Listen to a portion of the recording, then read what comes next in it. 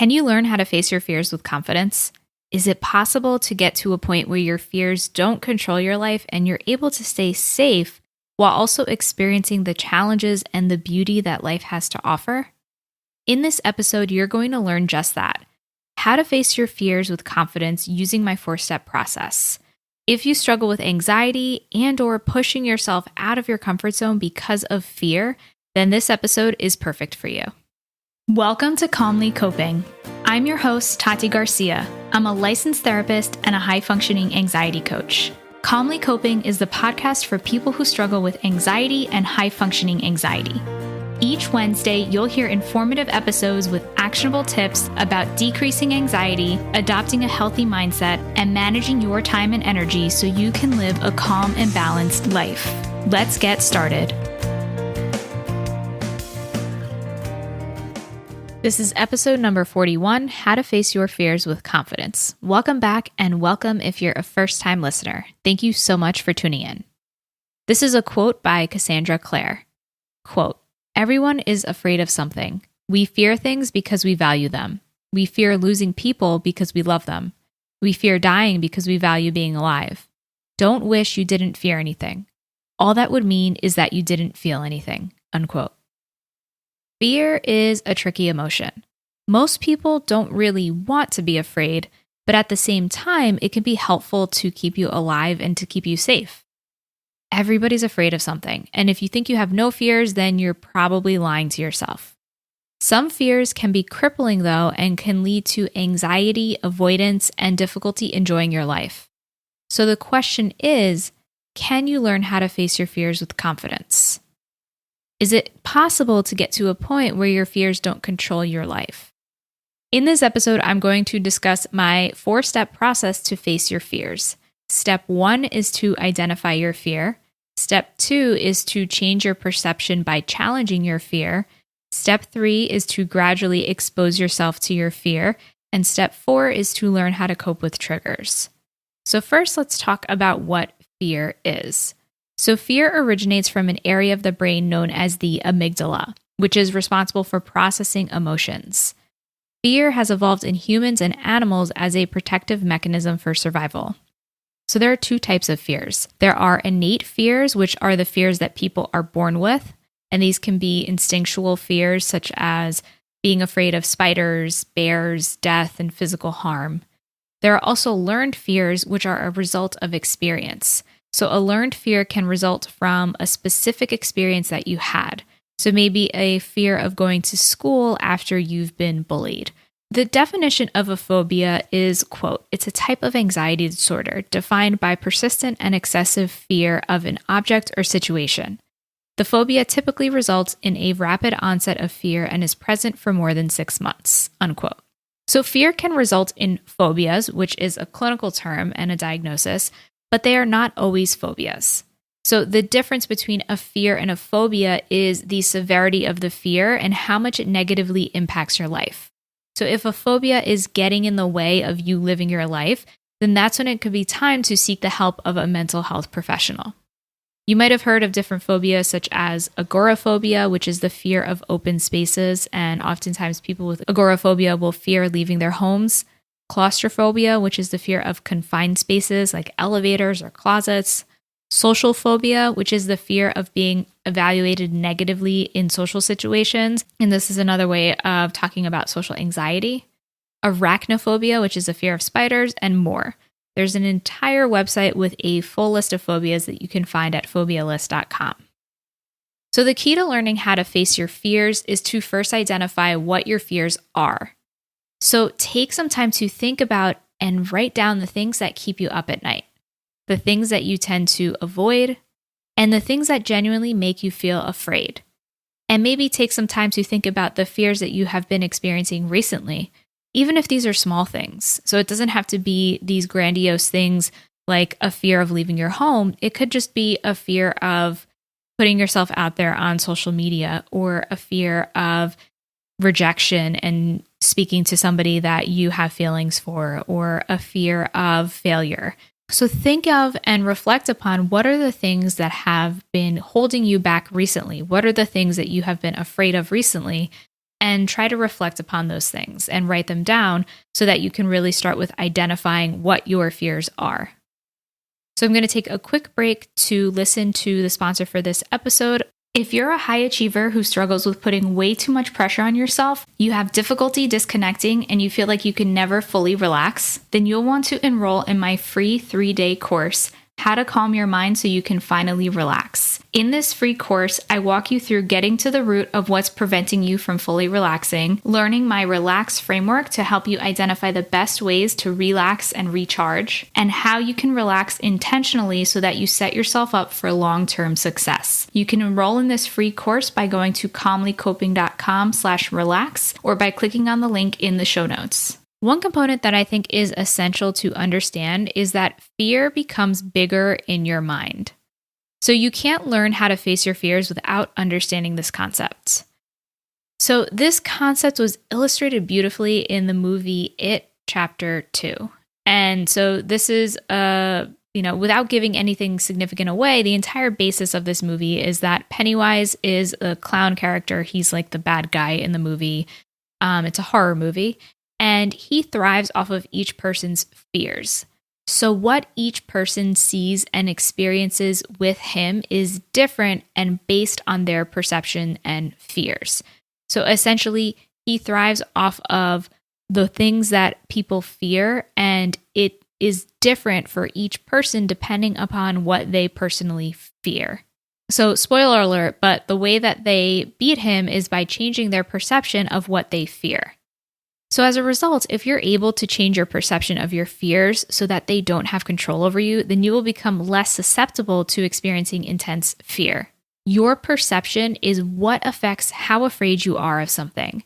And because we as humans are so good at thinking and have crazy imaginations, the consequences of your fears are often exaggerated in your mind. So we often make things bigger because we're coming from that emotional place of fear that I talked about. The amygdala is activated rather than looking at them objectively and in a neutral way. That brings us to the concept of challenging your fears. So you can challenge these perceptions that you may be exaggerating by looking at the facts. So a consequence of fear is often expecting the worst, when in reality, the worst may often be unlikely. So it can help to think about the following questions to help you challenge your fears. So asking yourself, how likely is this fear to happen? Like, how likely is this worst case scenario going to actually happen? Will you be able to survive coping with this fear? Do you know others who have successfully coped with or faced this fear? So the questions you use to challenge the reality of your fears might be different depending upon what it is. But it's important to be a fact detective and really analyze what you might be blowing out of proportion as a result of your emotions and coming from that place of fear. The real challenge here is that fears can really feel so terrifying that it can be hard to be objective.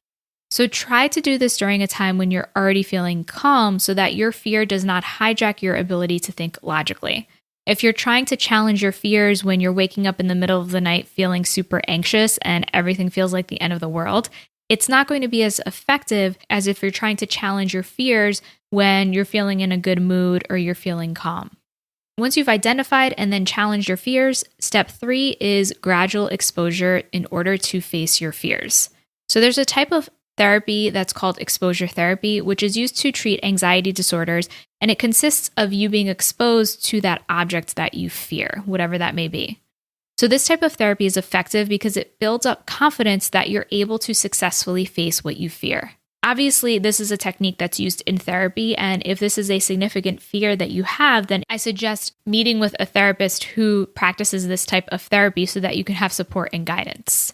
You can practice gradually exposing yourself to your fears by creating a list of steps working up to the situation that you fear the most. So for example, if you're afraid of heights, you might create a list of steps in ascending order from least scary to most scary, so that each step up, you're gradually facing a scarier situation. So an example drawing from that fear of heights would be, let's say, step 1, you might be standing at a closed upper floor window of a building and looking out. Step 2 might be a little scarier, and you're going to be standing on a step ladder 3 feet from the floor. Maybe step 3 is a little scarier than that, and you're going to be standing on a balcony near the railing. And then step 4 is a little scarier than that, and you're maybe walking on flat ground above a mountain cliff 20 feet from the edge. And then maybe step 5 is the most scary, where you're hiking on a steep trail with guardrails. So this is called an exposure hierarchy. And it can be a way for you to identify ways to gradually feel more comfortable with what you fear. So the key here is that what you are doing is ultimately safe. So you're not going to put yourself in situations that aren't safe, and you feel comfortable with one step before proceeding to the next. So you would stand on that step ladder that's 3 feet from the floor until you feel comfortable, and then you move up to standing near the balcony.